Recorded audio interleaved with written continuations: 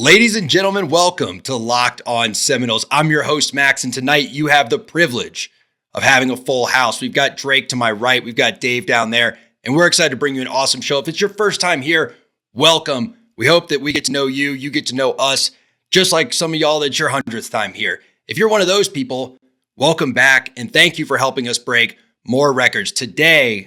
Yesterday, as you're listening to this, we set our single episode first day record, and we love it. We love doing this. We are 3 Florida State alumni that spent a collective 17 years on campus there. We've been covering the team for a year and a half. And tonight, we're going to preview the skill positions on offense. We've talked about each transfer individually that Mike has gotten to reload the offense. Tonight, we're going to look at holistically, how do they all fit together and what should that look like on the field? Gentlemen, let's do this.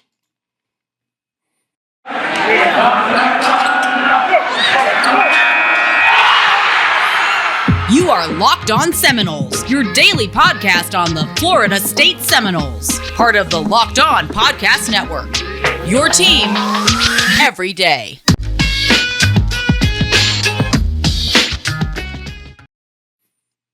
All right, folks, if you are just joining us, you are at the Locked On Seminoles way too early skill position preview episode. We're pumped to talk about this. And if you like the content and you're on YouTube, make sure you subscribe. We hit 500 subscribers yesterday. Super exciting stuff. Hit the bell, turn on notifications, and make sure you like this individual video.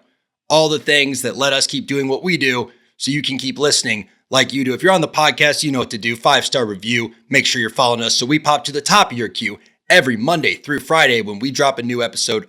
That's right, 5 days a week you get Locked On Seminoles. Gentlemen, I don't want to delay any further. Y'all ready to talk about the skill positions? I am, and I have some good news here. I just learned that it's Wednesday, and as you're listening to this, it's Thursday. The days are flying by, meaning football season, it'll be like tomorrow. And we're landing every fast, Alabama, right? Georgia player in the portal as we speak. Yes, all of them.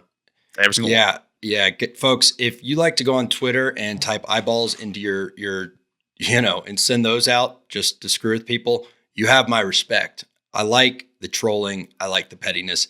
And I like sharing my screen. So guys, here's a little depth chart we cobbled together, right? We've got the skill positions here. Your basic X, Y, Z, tailback, halfback setup. Now, I don't know what the difference between the halfback and the tailback really is. There's a distinction, but it's kind of unclear in this offense. You'll notice some names are missing here, right? We have not put any of the transfers in. So how do y'all want to do this? Do y'all want to go left to right by position? Do you want to go start with a transfer, talk about where he fits in? I feel let's do left to right. That's a lot easier. I think that way, honestly. Yeah. So the X receiver, if you're not familiar, that's totally okay. Is you're on the line of scrimmage. That means I should have put the line of scrimmage. Either way, on the line of scrimmage, outside guy. He's the one that's going to go up and get the ball for you typically. He's the guy that's going to run those fade routes, and he's the guy that's going to stretch the field vertically. Last year, this was our biggest deficiency among the receiving corps. Malik McClain was a true freshman. He had his moments, right? That drop ball against Notre Dame, I think about that. I mean, goes up, grabs it, brings it down, and just doesn't quite hang on as he hits the ground. You hate to see that. We expect some development from him, but that was our biggest position need. So how do y'all see game one against Duquesne, this position's depth chart looking? Well, first of all, Max, it's Duquesne, just so everybody knows. But it's not Duquesne. It's Duquesne. It's not David Duquesne. It's been confirmed. It's Duquesne. Anyways. We have two Canes in New Orleans, right? Like Duquesne. Duquesne, right. So Malik McClain is going to be the starter day one. I don't care what any of the transfers do this spring. He was easily the most impressive receiver last year, despite his youth. Unless he just has the worst spring or a bad injury, I can't imagine anybody overtakes him as the starting X receiver. Not saying that can't happen as the season goes on, especially as a guy like Johnny Wilson gets comfortable in the system. But day one, it's got to be Malik McClain. All right, yeah, I disagree with that primarily because the younger the wide receiver, typically speaking, you're going to have a lot more issues when it comes to game time. We saw that especially with the national championship game this past Monday with Jameson Williams and John Mechie both being out for Alabama. We had Ajayi Hall, and I think Ja'Cory Brooks struggled really heavily. Also, Malik McClain last year only had, 16 catches for maybe $190 for yards. I personally want to see someone like a Johnny Wilson out there on the outside, someone that has that 6'7", like that big frame. And you see the clips right now. He has that gut line speed very quick and get separation, something we haven't seen in a very, very long time. So for me, I think I'm going to put Johnny Wilson out there. Max, do you feel comfortable? An alternate spot, by the way, because we do so much 4 wide thing, or 3 receivers and or 3 receivers and a tight end. That's what I was adding. What were you asking? Max, do you feel comfortable enough with any freshman coming in and having the comfort level with Jordan Travis to be a day 1 starter first game of the season? No, but I don't think these guys are. I mean, most of them aren't freshmen, right? And I think that it's a rapport issue more than an experience level issue. Yeah, but they're here for spring, right? So when you look at Malik McClain having 1 season on him, I do think that matters. And I think that he's going to really contend for starting reps at that position. For me, I forgot to copy it on this page. Maybe I won't get so cute. We'll just do 1 page. But, I think Malik is your alternate guy, right? So I've got Malik out here, and I think that he's your guy when you're going to go to a 4 wide look, or you're going to go to a 3 wide and a tight end look. But I do think either Johnny Wilson, or why am helping me not out, going to be guys? Deuce Spann. No, is it right. Or Winston Deuce Spann? Wright. You might see him on the outside. Winston Wright's going to be a slot. Yeah, that's right. I got his height. Yeah. Winston Wright's I got his height 5. confused. Yeah. Sorry. Yeah. You can go ahead and pencil Winston Wright in for that Z right there at the top. Yeah, I'm not even. Dave, you can have that one because I think we're in the same boat here. That he's going to do that short guy, slot guy receiver role really fast. Get Great some dynamic slants. kickoff returner. Basically, everything we want Kevin Coleman to do is what he's going to do coming in. So, Ladies and gentlemen, sorry to interrupt this wonderful program, but I want to take a second and tell you about NetSuite, the #1 cloud financial system to power your growth. With visibility and control of your financials, inventory, HR, planning, budgeting, and more, NetSuite is everything you need to grow, all in one place. With NetSuite, you can automate your processes, close your books, and be out of there in no time while staying ahead of your competition. In fact, 93% of surveyed businesses increase their visibility and control after upgrading to NetSuite. Over 28,000 businesses already use NetSuite. So for the new year, NetSuite has a new financing program for those ready to upgrade at netsuite.com/locked. So head to netsuite.com/LOCKED for this special one-of-a-kind financing offer on the #1 cloud financial system for growing businesses. netsuite.com/locked. So I agree, but where I think, because this is a depth chart, right? Where I think this is the most interesting. Sorry, I'm looking at my screen share of my second screen, so I'm not constantly looking over there.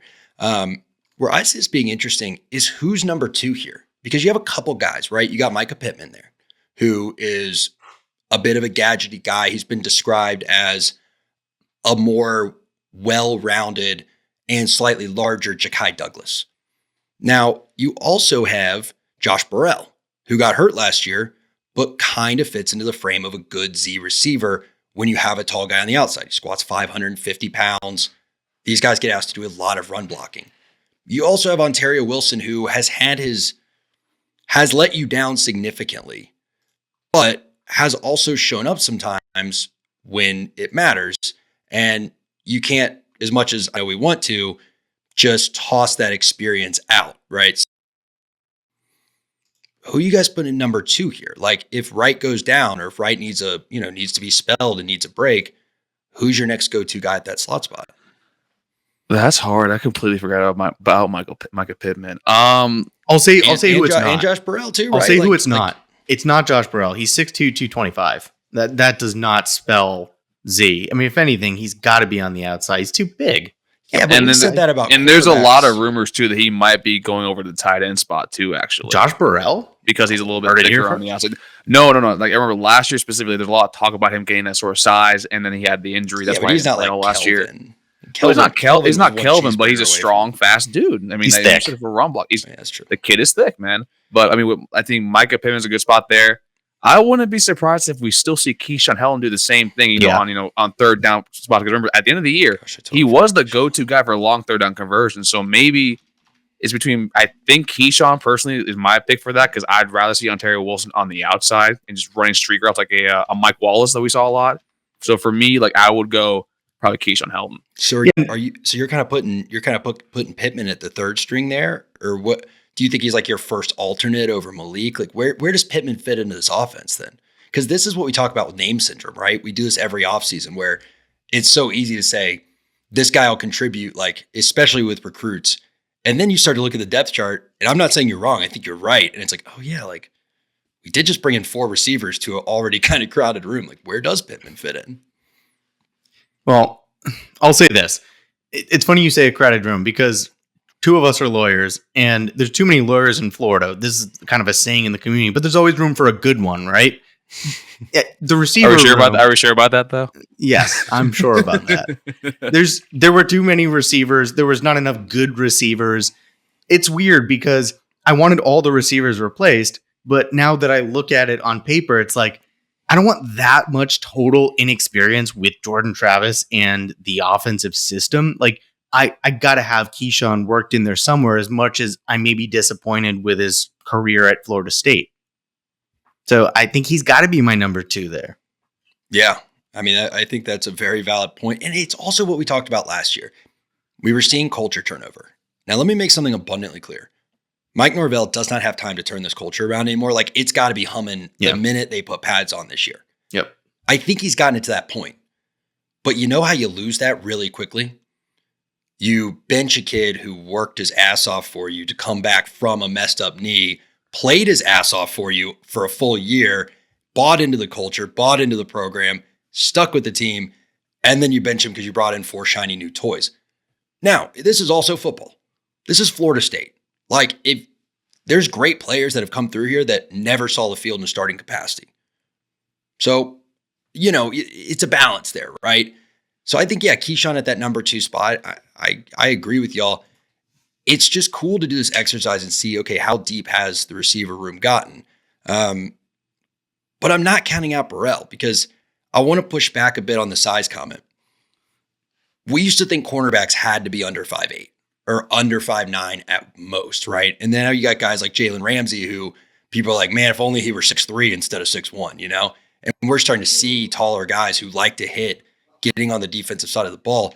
So I challenge that 6'2" is too tall for the slot when you've got 6'7", 6'4", 6'5". Under him, you've got Deuce, who's 6'4". I spelled Deuce wrong. Good job, Max. Well done. You got Deuce, who's 6'4" under him. Like the average height right here for your 4 guys that could play your X is 6'4.5", 6'5". So is 6'2" really too tall for a slot receiver at that point? Especially when you're talking about, we like to do a lot of this stuff, right? Follow my cursor. Actually, be left to right. We like to do a lot of these runs to the outside. Well, you know what's great for a run to the outside? The slot receiver coming here and just leveling a linebacker.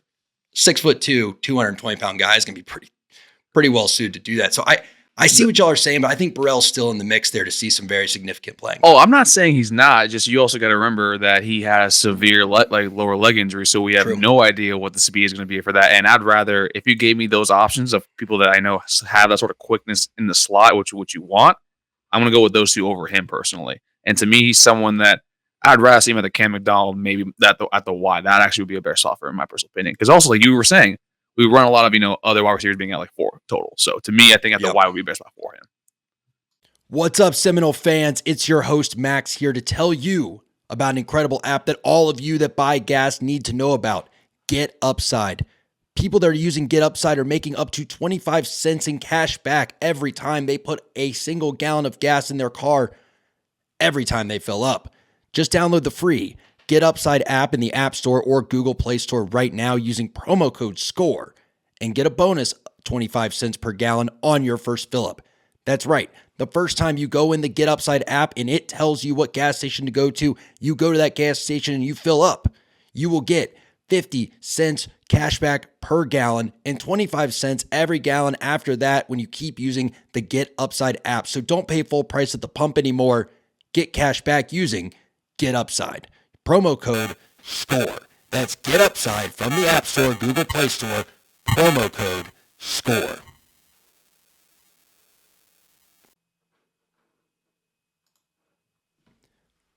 Ladies and gentlemen, Bet Online would like to wish you a happy new betting year as we continue our march to the playoffs and beyond. Bet Online remains the number one spot for all the best sports wagering action for 2022.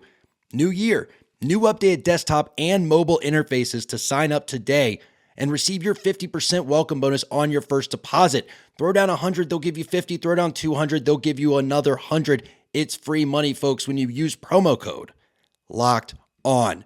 From football, basketball, hockey, boxing, and UFC, right to your favorite Vegas casino games. Don't wait to take advantage of all the amazing offers available for 2022. BetOnline is the fastest and easiest way to wager on all your favorite sports. So go to betonline.ag and use promo code Locked On. That's betonline.ag, promo code LOCKEDON. Yeah, I think that makes sense. I mean, I don't even know if we need to talk about tight end. I think Cam McDonald's your number one. I think that Wyatt Rector is. Hey, Preston Daniel too. Preston Daniel too. Yeah, we're not doing this. No. Here's what I think. I think, Drake, you touched on something important. I think you will see us go to 4 wide receivers before you ever put a different tight end than Cam McDonald in the game to do anything other than block.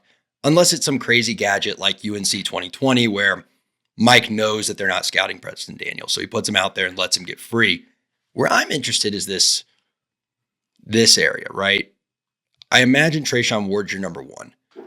But Mike doesn't like at all to have one running back. We saw last year, he likes to have that 1-2 punch. We saw at Memphis, he prefers to have a lazy Susan of guys in the backfield. Do y'all see DJ Williams just being the default guy to move up to that, I guess, number 1, number 2 spot with Jashaun going to the draft? Do you think this is the year Toa Philly makes the jump? Do you think that Ja'Kai becomes more of a solidified tailback? I mean, how do y'all see this position shaking out? Well, I'll say this much at the running back position. I have no idea. Nothing that Norvell did last year inspired me to think that he trusts DJ Williams in this offense. Now, that could change with another offseason, and I don't think anyone in the world was more hyped on him than I was. The way he looked in spring was like, oh shit, this guy should be our number 1 running back. Obviously he wasn't, and obviously Jashaun should have been. But I don't know. I don't think you have it split into halfback, tailback. I don't know that you're going to be able to make that split so much this year because we don't just have enough guys to fill out both sides of that. Like Rodney Hill too is going to be added to this. He would fit more of the tailback for him. So if Norvell doesn't trust DJ Williams to be like the 3-down running back, you're going to just see a mix of guys at RB and not split between HB and TB. Yeah, and this is where like we can touch on this later in the week. I think we need to grab another back out of the portal because I don't think that Norvell fully trusts Treshaun Ward with number 1, running back carry duties or that kind of workload. Also, we see he doesn't have that home run runaway speed. He got caught a lot of times, from the back. Yep. So to me, this will be a time we'll see DJ Williams actually probably kind of a little more a handle hole, like a grip on the number 1 spot. But I think he does need to go out and grab another running back in the portal. I think, and I'll close on this because we'll obviously rehash this over and over again as we see more videos, as we hear more coming out of practices and player leads and mat drills and all that. I think we just had the exact opposite happen here that we had happen in the rest of the chart, right? In our mind, the position is fine. I don't think any of us have stressed it as a position of need for transfers. But once you start to put it on paper, you're like, okay, Treshaun is, in my opinion, your most complete back, hands down. Drake, great point. Here's the thing. If a back with a little more speed than Treshaun gets the same carry, the same defense, and the same blocking as Notre Dame, we probably win that game because he had the exact same setup as Jashaun and got caught from behind. Or maybe got caught from the front and got slowed down from behind first. Either way, double guard pull move. We've talked about that play ad nauseum. He got, 28 yards out of it? That's a touchdown play if Toa Philly's speed is running with that ball. Problem is, Toa Philly does not have much yards after contact ability. He has to get a wide open lane, and that relies on these 5 dudes up here. Ja'Kai, I don't know. All Ja'Kai does is catch 90-yard touchdown passes and nothing else. So we don't really know what his deal is. And again, DJ, same thing. We haven't seen enough of him to know what we have. So I think you're right. It's a position of need. You know what this, let me give you one final thought. Sure. I'll tell you what this exercise tells me. We're going to learn everything about these positions in spring because as of right now, it's impossible to say what we think can happen. We don't know enough about the guys at any of these positions, as crazy as that is. Yeah, and we're going to finally learn whether or not this actually offense is built for playmakers because there's a lot of people that we have no idea what they're going to be doing. So it's going to be fun. Yeah, and we also, folks, I would recommend you go watch our breakdown of Johnny Wilson, of Winston Wright. We also talk about Mycah Pittman. We'll go in. We do one on Deuce as well, but he's, again, 5 catches in his career. And we'll go into more detail on these guys later in the week, later in the month. The reality is, to your point, Drake, we've got a lot of playmakers now. We've got a guy we know can throw the ball. Now it's going to be like, can you scheme it up and can you get the ball to him? Because this is going to be the year.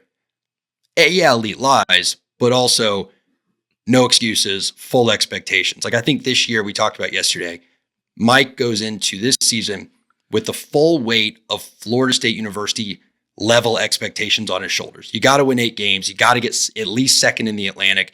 And if you're not doing that, we're probably firing up the PJ to go do a nationwide search. So with that fun thought, thanks for sticking around for our skill position way too early breakdown. We love having y'all here. Again, make sure you like, make sure you share, make sure you turn on alerts, and make sure you subscribe. I'm Max. That was Drake. That was Dave. And this was Locked On Seminoles. Show me something, Mike. Take care, everybody. Go Noles.